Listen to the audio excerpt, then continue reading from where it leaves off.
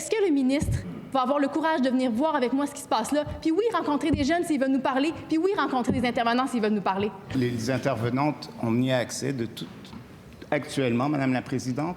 Puis parler aux jeunes, c'est pas nécessairement quelque chose qu'on doit faire. C'est pas quelque chose que moi-même je désire faire. On parle de jeunes qui sont en protection de la jeunesse. C'est pas des jeunes qu'on croise dans la rue, Madame la Présidente. Je pense qu'il faut vraiment mettre les choses en perspective ici. C'est ce qu'on va faire, mettre les choses en perspective, parce qu'on en parlait avant la pause avec la députée solidaire Christine Labrie sur ce projet de loi 591. Là, on ne parle pas de logement ici, on parle de l'accès aux établissements publics, parce qu'elle, devant un événement un peu dramatique, elle s'est vue refuser l'accès au centre jeunesse Val du Lac, théâtre d'une intervention policière la semaine dernière. Il y avait eu comme une sorte de mutinerie. La députée demande donc au ministre de la Santé et à Lionel Carman de venir voir ce qui se passe dans les centres jeunesse et de venir parler aux jeunes et aux intervenants. Vous avez entendu la réponse du ministre. Il n'est pas très... Il n'aime pas beaucoup cette idée-là. Alors, il y a Nancy Audet, qui est journaliste et marraine des enfants de la DPJ pour la Fondation du Centre jeunesse de Montréal et auteur du livre. Il s'appelle « Tous courage », publié aux Éditions de l'Homme. Elle a réagi vigoureusement. Et je vous montre comment, et elle a eu beaucoup de réactions sur X. Cet extrait est très préoccupant venant du ministre qui doit en réalité protéger les enfants les plus vulnérables de notre société. Il ne veut pas leur parler et aucun élu ne devrait les écouter. Ça paraît car jamais leurs droits n'ont été aussi souvent bafoués. J'ai honte, écrit Nancy Audet, vous êtes vous-même une enfant de la DPJ. Et depuis ce temps-là, c'est un peu devenu votre cause et c'est un peu ce qui explique que vous êtes marraine. Pourquoi vous avez littéralement explosé là, devant et écrit ce message qui a beaucoup de vues maintenant? Vous êtes rendu à combien? 100 000. 100 000 vues. 100 000. J'ai reçu aussi tellement de messages de gens qui sont troublés par les propos de M. Carman. Parce que... Je veux dire qu'il a décliné notre invitation à continuer, oui. En plus, c'est dommage parce qu'on doit parler de ce qui se passe actuellement dans les centres jeunesse. On est dans une situation, Madame Dussault, où les conditions de vie des enfants se sont grandement détériorées au cours des dernières années. Il y a aussi des méthodes de travail qui sont très dures envers les enfants. J'entends le cri des jeunes, des enfants, mais aussi des intervenants et des éducateurs qui travaillent avec eux, qui sont très, très inquiets actuellement. Et ce sont des enfants qu'on n'entend pas, qu'on ne voit jamais, qui sont très isolés. C'est hermétique. Il n'y a personne qui rentre dans les centres jeunesse. Il n'y a personne qui a aucune idée de ce qui se passe là-bas. Sauf parfois des journalistes. Puis on avait fait ensemble, vous aviez commenté une série que RDI avait diffusée il y a 4 ans où on voyait bien la situation extrêmement difficile. C'est très difficile. Tu sais, on parle quand même de contention physique, de mesures d'isolement à répétition sur sur des enfants. Moi, je suis allée souvent. Moi, je dis toujours, on ne sort jamais indemne d'un centre jeunesse. Quand on entre là-bas, quand on voit les enfants, quand on leur parle, quand on sort de là, on ne peut pas faire autrement qu'être touché, même parfois transformé par la rencontre qu'on a avec ces jeunes-là quand on prend le temps de les entendre. Et c'est ça, c'est qu'ils ne sont jamais entendus, ces enfants et ces jeunes-là. Et on se cache souvent derrière la confidentialité des dossiers. Je crois qu'actuellement, ça nous arrange, la confidentialité, de ne pas voir ce qui se passe, de ne pas entendre. Mais c'est inquiétant ce qui se passe. Je vous le dis, ça fait plusieurs années que je m'implique et j'ai rarement senti autant de détresse chez les jeunes et chez les enfants. La presse révélait, il y a quelques jours, quelques semaines à peine, là, des situations où il y avait de l'isolement pour des jeunes enfants. On parle de la vétusté de certains lieux. On parle du manque de ressources pour héberger les enfants. On peut mêler des enfants qui sont en protection, pour lesquels on n'a pas d'autre type d'hébergement, avec des gens qui sont en délinquance, semble-t-il. Ça se côtoie. Et pourquoi c'est important que, par exemple, parce que Mme Labrie, c'est ça qu'elle demandait, venez donc voir avec moi ce qui se passe. Et lui dit, on n'a pas à parler aux enfants. Pourquoi ce serait important qu'un ministre et que des députés puissent aller constater ce que certains journalistes arrivent à constater parfois sur place? Mais parce que dans certaines régions au Québec, on voit que les conditions de vie des enfants se sont grandement détériorées. Il y a beaucoup d'enfants qui sont victimes de lésions de droits. il y a beaucoup d'enfants qui ne reçoivent pas les soins dont ils ont besoin.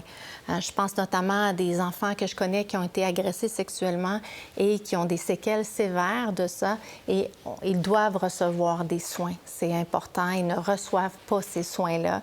Et quand ils se désorganisent, c'est normal, ils sont en détresse, eh bien là, on va les mettre en isolement à répétition. Et pour avoir vu, moi, des cellules d'isolement, Madame Dussault, c'est très, très troublant de savoir qu'on met des enfants qui ont subi des traumas aussi sévères en isolement à répétition. Donc, je pense que les députés de ces régions-là, je pense notamment dans les Laurentides, au Saguenay-Lac-Saint-Jean, où on me dit qu'il y a une augmentation, une forte augmentation d'enfants qui sont victimes de lésions de droits. Je pense qu'il est important que les députés aillent voir ce qui se passe, parler aux enfants, parler aussi aux intervenants, parce que moi, les intervenants d'expérience qui m'écrivent en ce moment me disent qu'ils n'ont jamais vu, qu'ils n'ont jamais constaté autant de détresse chez les enfants dont ils s'occupent. Ils sont inquiets. Les causes doivent être de plus en plus lourds quand on voit ce qui se passe dans la société. Oui, vraiment. Ils sont souvent surmenés, les intervenants. Ils n'ont pas toutes les ressources dont ils auraient eux-mêmes besoin.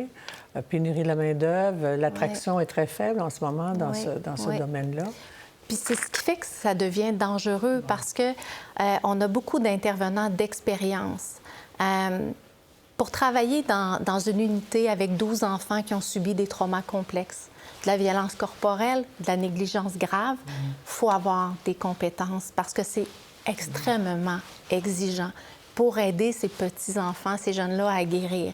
Et là, ce qu'on a vu, c'est le départ de plusieurs travailleurs expérimentés dans les unités et l'arrivée d'éducateurs bien intentionnés, mais qui sortent de l'école, qui n'ont pratiquement aucune expérience. Donc, il n'y a pas le mentorat aucune qui serait expertise. nécessaire. Il n'y en a l'encadrement. plus. On voit dans les unités, souvent, on entre, là, c'est 2, 3 jeunes intervenantes, 22, 23 ans, qui travaillent avec les cas les plus complexes et qui, malheureusement, n'ont pas l'expertise. Et là, ça fait en sorte que les enfants, on voit que leur état se détériore au lieu de s'améliorer. Et quand on n'a pas les compétences professionnelles, ce qui est dangereux, c'est de justement y aller avec des méthodes répressives qui sont très dommageables pour les enfants. C'est étonnant qu'on parle de régression, en tout cas dans le système, alors qu'on avait fait tant de promesses à la suite du rapport Laurent.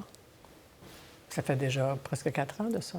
Oui, et c'est inquiétant parce que actuellement, on ne voit pas de changement. Au contraire, la situation s'est dégradée depuis quelques années. Et je veux saluer ce projet de loi-là. Je crois qu'il est nécessaire.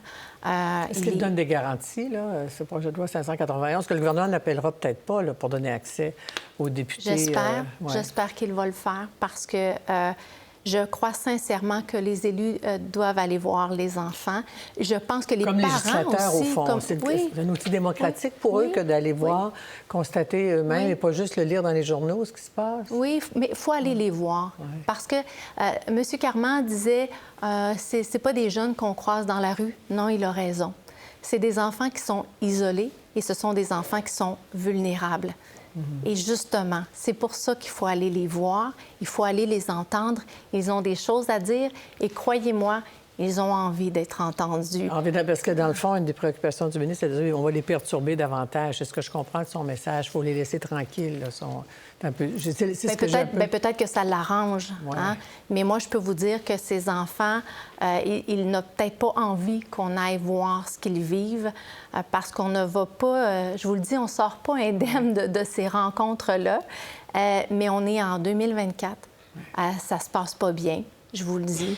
On a eu plus de 136 000 signalements l'année passée au Québec. C'est un triste record. C'est 370 enfants par jour. Ça, c'est 7 gros autobus jaunes là, qu'on remplit d'enfants chaque jour ici. Ça, c'est chez nous au Québec. On a un problème de maltraitance. Prenons le temps d'en parler, franchement, et prenons le temps d'aller voir ces jeunes-là. Ces jeunes-là n'ont pas de voix, hein? Mais ils ont des droits. Et trop souvent, en ce moment, leurs droits sont bafoués. En tout cas, en vous entendant, ils ont une voix, en tout cas, à travers vous.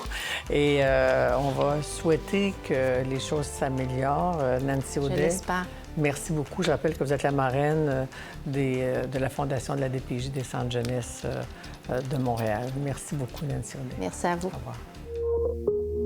Pour voir nos émissions en entier, rendez-vous sur la chaîne Ici RDI.